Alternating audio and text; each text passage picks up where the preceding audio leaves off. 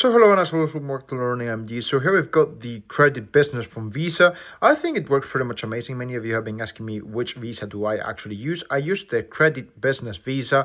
I think that it's great. Yes, there can be some that come with more insurance or less insurance if you are traveling or if you need to, let's say, pay something and you do not want to pay it right at the spot. I think that this one in general works wonders. I've had it for 2 years now and I haven't had any issues whatsoever. I've traveled the world with it. I've paid in different venues. I've paid with a contactless. I've paid with the chip, and it just works wonders. And I just wanted to sometimes when things work well, I've had many actual cards, both credit and debit, and I've got to say that this one right here, the credit business Visa, has really upstanding with anything. So I've paid all around the world, and I haven't had any issues.